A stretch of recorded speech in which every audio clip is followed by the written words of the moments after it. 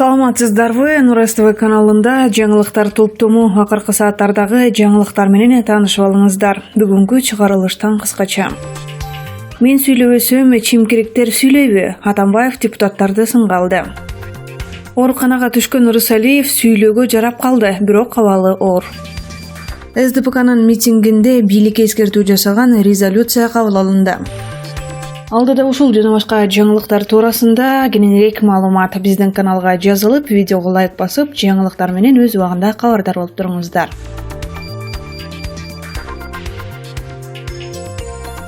Раим Матраимовду өмүрүмдө бир эле жолу көргөм. Бул тууралуу экс-президент Алмазбек Атамбаев коррупцияга каршы реалдуу күрөш деп аталган митингде айтты.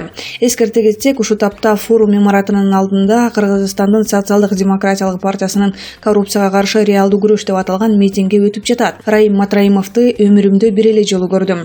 2010-жылы Курсан Асановдун үйүнөн кезиккенбиз. Ал учурда үйүн окуясы эле. Азыр кантип эле Атамбаев Матраимовдор тууралуу билбей калды деген сөздөр айтылып жатпайбы? Мен УКМКга ишенем. 2013-жылдан 2016-жылдардын аралыгында мага Матраимов боюнча бир да билдирүү келген эмес. Бийликке умтулуп жатат дешүүдө. Мен бийликте калгым келсе 2016-жылы эле калып калмакмын. 6 жылда чарчадым. Президент болуп келгенде мугалимдер менен дарыгерлердин айлыгы 2000 сом болчу. Армия жок эле. Ошонун баары жолго коюлду да. Жаштар иштесин деген оюм бар эле. Алар өлкөнү көтөрмөк да, деди Атамбаев. Эскерте кетсек, акыркы учурда Бажы кызматынын төрагасынын мурунку орун-басары Раим Матраимовдун ишмердүүлүгү боюнча бир катар сын пикирлер айтылып, иликтөөлөр ачыкка чыкты.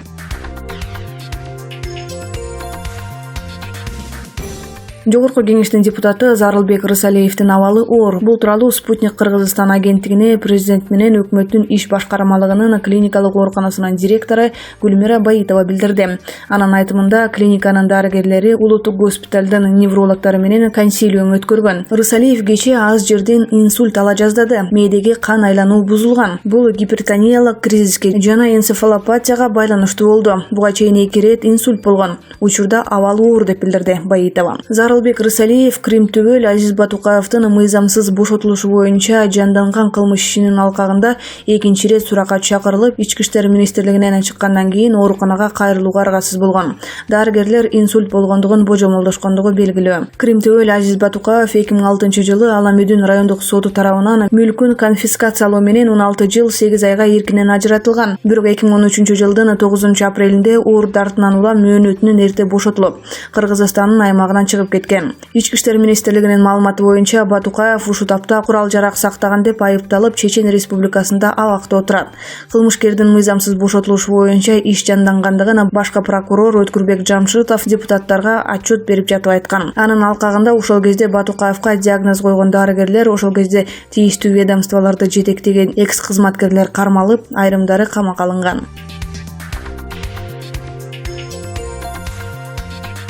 Кыргызстан социалдык демократиялык партиясы Бишкек шаарында 8-июнда коррупцияга каршы өткөргөн митингди аяктады. 2 саатка созулган тынч митингде резолюцияда саясий койгунтукту, жемкорлукка каршы тандалма күрөштү токтотуу талап кылынды. Аны партиясынын саясий кеңешинин төрайымы Асель Кудуранова окуп берди. Эгерде жакын айларда өлкө президенти жана анын айланасындагылар Кыргызстандын элинин жана кыргыз мамлекеттүүлүгүнүн тагдыры үчүн коркунучтуу саясий оюндарды токтотпосо, биз Сооронбай Жээнбековду мөөнөтүнөн мурда отставкага кетирүү жана мөөнөтүнөн мурда президенттик шайлоо өткөрүү жөнүндө маселе коюуга аргасыз болобуз деп билдирди Кудуранова. Ал эми митингге экс-президент Алмазбек Атамбаев дагы катышып, бийликтин дарегине сын айтты. Медиа форум имаратынын алдындагы митингге азыркы бийлик жемкорлукка каршы бирдей күрөш жүргүзбөй, Атамбаевдин тарапташтарын, оппозициялык көз карашы бар жарандарды койгунтуктап жатат деген үмүттөгү ойлор айтылды. Бийликтин азырынча реакция боло элек.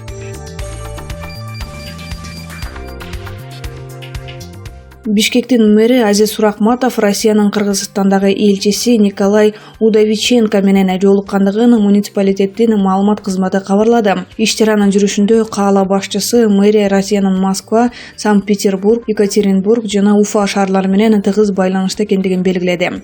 Тараптар соода-экономикалык жана маданий-гуманитардык жаатта кызматташуу маселелерин талкуулашты. Элчи Бишкекте Россиянын жардамы менен ишке ашырылып жаткан долбоорлорду белгилеп өттү деп айтылат маалыматта. Жолугушуу Шууда Ханты-Мансийск шаарында 31 майдан 6 июнга чейин өткөн жаш мекендештердин 5 дүйнөлүк оюндарында Бишкек шаарынын жаш футболчулары 6 медальга ээ болушкандыгы айтылды. Мэр менен жолугушууда Россиянын Соода өкүлү Валерий Лапутов, Бишкектеги Россиялык илим жана маданият борборунун директору Виктор Нефедов, вице-мэр Татьяна Кузнецова жана Октябрь районунун акими Максим Ситников дагы катышты.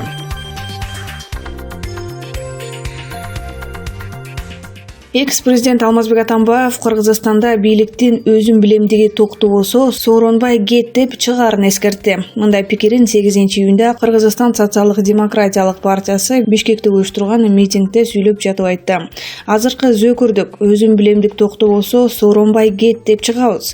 Айланаңдагы кишилерди чогултуп Кыргызстандан чыгарып кеткен акчаң менен кошо жогул деп талап коебуз деп билдирди Атамбаев. Бирок кайсыл акча жөнүндө сөз болгонун тактаган жок. Азырынча Жээнбековдун администрациясы буга комментарий бере элек. Анын алдында Бажы кызматынын төрагасынын мурдагы орун басары Райымбек Матраимов иштеп жүргөндө мыйзамсыз иштерге баргандыгы жөнүндө сүйлөгөн. Унчукпай турба, үн кат деген уран менен уюштурулган митингге Атамбаевден тышкары партиянын саясий кеңешинин төрайымы Асель Кудуранова, парламенттин депутаты Анвар Артыков өңдүү саясатчылар дагы катышты.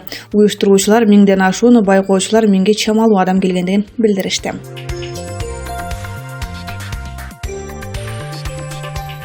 Өзгөндүн блогери Бауыржан мектептин абалын тартканы барып, жергиликтүү кишинин жемесине кабылды. Бул тууралуу окурмандар маалымдагандыгын Искен Афиджанов Facebook баракчасына чыгарды. Белгилүү болгондой, Бауыржан Өзгөн районунун Макаренко айылынын жашоочуларынын суранычы менен мектептин авариялык корпусунун абалын тартмакчы болгон. Съемка кылганы жатса, жергиликтүү зөөкүр аны жакалап, коркутуу, арачылаган балдарды сабап тоскоолдук жаратты. Айылдын тургундарынын айтуусунда, айыл өкмөт бул зөөкүрдү атайлап жөнөткөн болушу мүмкүн деп жазган окурман.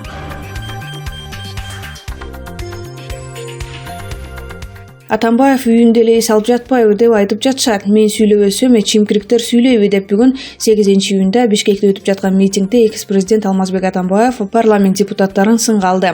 Мен сүйлөшүм керек. Президенттикке Сооронбай Жээнбековду алып келгеним үчүн күнөөм бар. Мен 6 жыл президент болгом. Асылбек Жээнбеков 4,5 жыл жогорку кеңештин төрагасы болгон. Парламенттин төрагасы өлкөдөгү экинчи адам болуп саналат деп билдирди Атамбаев. Мындан тышкары ал Крим төбөл Азиз Батукаевдин мыйзамсыз бошотулушу боюнча пикирин айтты. Элдин көңүлүн Райымбек Матраимовдон буруу үчүн бул ишти кайра козгоп жатышат. Атамбаев Батукаевди акча алып чыгарды деп жатышат. Мен президент болуп туруп Батукаевдон акча сурамак белем. Мен өзүм акча берчүмүн. Мени кайгыртканы Атамбаевга каршы көрсөтмө алуу үчүн 3 жашар баласы бар Аида Салянованы камап жатат. Бул азыркы зөөкүрлүк токтобосо Сооронбай Жээнбеков кет деп чыгабыз деп билдирди экс-президент. Премьер-министр Мухаммедкалый Абылгазиев Ички иштер министрлигинин санариптешкен командалык борборун даярдоону текшерип чыкты. Бул тууралуу өкмөттүн басма-сөз кызматы билдирди. Маалыматка ылайык, Ички иштер министрлигинин командалык борбору жол кырсыктарын азайтуу жана коомдук коопсуздукту камсыз кылуу үчүн бардык күнү-түнү видео байкоо тутумун интеграциялоого өбөлгө түзөт. Борбордо адамдын жүзүн таануу тутуму киргизилмекчи. Ал бардык видео агымды деталдуу талдап, алдыңкы технологияларды колдонуу аркылуу коомдук жана жол коопсуздугун камсыз кылуу боюнча милдеттерди аткаргандыгы үчүн бардык ички иштер органдарынын ишин бирдиктүү координациялайт. Борбордо 102 кырдаалдык борбор иштеп, кызмат өтөө сапатына онлайн мониторинг жүргүзүлүп, жарандардын өтүнмөлөрүнө ыкчам жооп кайтарат. Өкмөт башчы имараттын курулушун текшерип, оңдоо иштеринин өз убагында жана сапаттуу аткаруу боюнча бир катар конкреттүү тапшырмаларды берди. Жаңы командалык борбор биздин милицияга коом жана жол коопсуздугун камсыз кылуу боюнча өз милдеттерин кыйла сапаттуу аткарууну шарттайт. Иштин максималдуу ачыктыгы, калк менен сапаттуу кайра байланыш жана заманбап технологияларды натыйжалуу пайдалануу гана укук коргоочуларга жарандардын ишенимине ээ болуп, иштин натыйжасын көрсөтүүгө жол ачат. Командалык борбордун иши санариптештирүү саясаты өз жемишин берип жана жарандардын жашоосуна таасирин тийгизип жаткандыгынын көрсөткүчтөрүнүн бири болуп саналат деп билдирди Абылгазиев. Өкмөт башчы бул борбордун имаратын ишке берүүгө даярдоону, программалык аппараттык жабдуулары иштеген коомдук жана жол коопсуздугун камсыздоо тутумун жөнгө салынган жана уюшкан интеграциялык камсыз кылуу аркылуу бардык зарыл техника менен жабдууну тапшырды.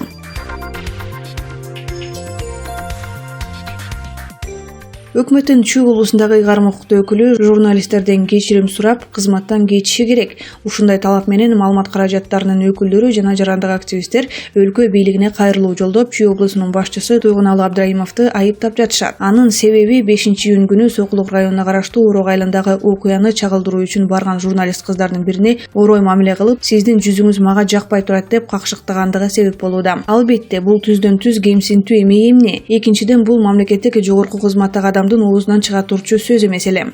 Ушу тапта бир эле журналист эмес, коомдук активисттер дагы Абдрайымовдун мындай кемсинтүүсүнөн улам анын мындай сөздөрүнө жана мамилесине мыйзамга жараша баа берилиши керек деп жатышат. Туйгуналы демекчи, бул чиновник өткөнүнөн сабак албайт окшойбу? Бул окуя эске келет. Ал 2005-жылга барып такалат. Ошондо президенттик шайлоо өткөндө белгилүү нарколог Назаралиев талапкерлигин коюп, тил сынагынан өтүп жатканда комиссия мүчөлөрү ойлору экиге бөлүнүп, бир чечимге келе албай, башка күнү кайрадан сынак алмай болушат. Бирок Жеңишбек Назаралиев талапкерлигин чакыртып, күрөөгө койгон 10 000 сом акчасын алайын деп БШКга барса, ал кезде БШКнын чоңу Абдрайымов акчасын кайтарып берүүдөн баш тартат. Көп өтпөй экөө ак үйдүн залынан бетме-бет чыгып калышып, анан дайым спорт менен машыккан Жеңишбек мырза Туйгуналы мырзаны 320 кабинетке сүйрөп кирип, кекиртегинен дубалга такап бастырып таштайт.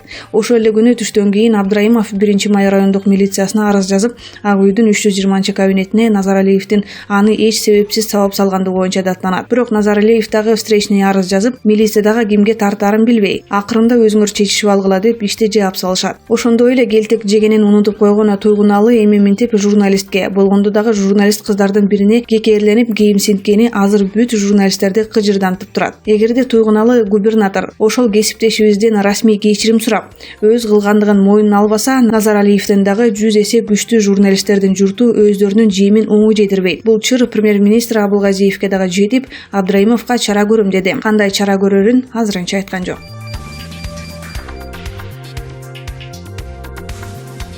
Премьер-министр Мухаммедкалый Абылгазиев илим, инновациялар жана технологиялар боюнча кеңешинин жыйынын өткөрдү. Өкмөт башчы белгилегенде, атамекендик илим өнүгүүнүн тийиштүү деңгээлине чыкпай жатат. Өкмөттүн колдоосунда илимий кызматкерлердин эмгек маянасы 30%га көтөрүлдү. Бул оптимизациялоонун эсебинен камсыздалган. Премьер-министр баса белгилегендей, кыргыз илиминин учурдагы абалы өнүктүрүүгө зарыл шарттарды түзүү боюнча кардиналдуу кадамдарды талап кылып жатат. Көп жылдар бою биздин илимге тийиштүү көңүл бурулбай келген. Бирок бүгүнкү күнү кыргыз илиминин заманбап деңгээлге чыгуусуна муктаждык курч экендигин түшүнүп турабыз. Ансыз өлкөнүн күчтүү жана заманбап экономикасын элестетүү кыйын. Биз күч аракетибизди бириктирип, топтолгон маселелерди чечүүгө көңүл бурушубуз керек деп баса белгиледи Мухаммедкалый Абылгазиев. Жыйындын жыйынтыгы боюнча кеңештин мүчөлөрү илим жана илимий техникалык саясат жаатындагы ченемдик укуктук базаны кайра карап чыгууну жана жакшыртууну, мамлекеттик буйрутманын негизинде бюджеттик каражаттарды бөлүштүрүү жана аларды 2020 жылдан тартып максаттуу пайдалануу боюнча ченемдик укуктук базаны иштеп чыгууну тапшырышты.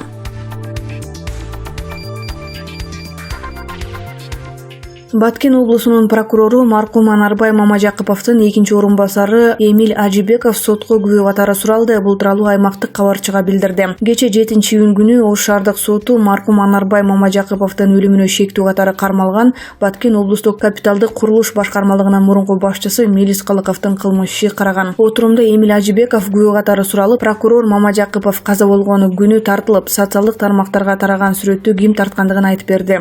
Анын айтымында сүрөттү Баткен районунун прокурору Мирлан Калыбековдун досу, арак заводунун Баткендеги өкүлү Эрнист Базарбай уулу тарткан. Эмиль Ажибеков окуя болгон күнү жалгыз гана ал спирт ичимдигин ичкендигин айтты. Мен аңылоого чыга турганыбызды Баткен районунун прокурору Мирлан Калыбековдон уккам. Биз тойго чыгаардан бир күн мурун тойдо болгонбуз. Эртеси тоого 2 унаа менен барганбыз. Lexus унаасын капиталдык курулуш башкармалыгынын башчысы Мелис Калыков башкарган жана анын жанында Баткен облустук прокуратурасынын бөлүм башчысы болуп иштеген Алтынбек Кожоназаров. Унаанын артында Баткен облусунун прокурорунун биринчи орун басары Аслан Байболсунов менен прокурор Анарбай Мамажакыпов отурган. Ал эми Нивада мен, унаанын рулунда арак заводунун Баткендеги өкүлү Эрнист Базарбай уулу. Артында Баткен районунун прокурору Мирлан Калыбеков менен Баткен облустук прокуратурасында бөлүм башчы болуп иштеген Уланбек Игенбердиев отурган. Биз Lexustун артынан барганбыз. Ал жерде баары спирт ичимдиктерин ичип жатышкан. Мен спирт ичимдигин ичкеним үчүн ошол күнү ичкен эмесмин. Баарынын маанайы жакшы болчу. Кайра келе жатканда Мелис Калыков менен Анарбай Момажакыпов Lexus унаасында болчу. Калганыбыз кийинчерээк кеткенбиз. Үйгө барганда мага Мирлан Калыбеков чалып, Момажакыповго тартылган устукан кетип калбаптырбы деп сурады. Бир аздан кийин эле кайра чалып, прокурор жок болуп жаткандыгын айтышты. Анан чогулуп издеп баштадык деп билдирди Ажибеков. Окуя болгон күнү тартылган сүрөт, андан соң Калыковдун жактоочулары социалдык тармактарга ошол күнү тартылган сүрөттү ким тарткандыгын сурашты. Сүрөттөр бизге дагы келе элек болчу. Сүрөттү далил катары алган милиция кызматкери таратып жибериши мүмкүн дейт күбө Ажибеков. Турмуш басылмасы кече 7-июнь күнү Ош шаардык сотунда Анарбай Момажакыповдун жана анын өлүмүнө шектүү Мелис Калыковдун жакындары кайым айтышып кеткендигин жазган. Окуя туурасында айтып өтсөк, 2018-жылы 17-ноябрь күнү саат 22:10 чамасында Баткен шаарынын Турдумаматов көчөсүнөн Lexus 470 үлгүсүндөгү унаа табылган. Аны кароо учурунда унаанын капталдарынан кандын тактары табылган. Баткен областык ички иштер бөлүмүнүн кызматкерлери түнү бою иликтөө иштерин жүргүзүшүп, анын натыйжасында Баткен шаарынын Кызыл жол кварталынын батыш тарабындагы участкадан Баткен облусунун прокурору Анарбай Момажакыповдун киши колдуу болгон сөөгүн табышкан. Бул жагдай боюнча Кылмыш жаза кодексинин 97-беренеси менен кылмыш иши козголгон. Кылмышка шектүү катары Баткен облустук капиталдык курулуш башкармалыгынын башчысы Калыков кармалган.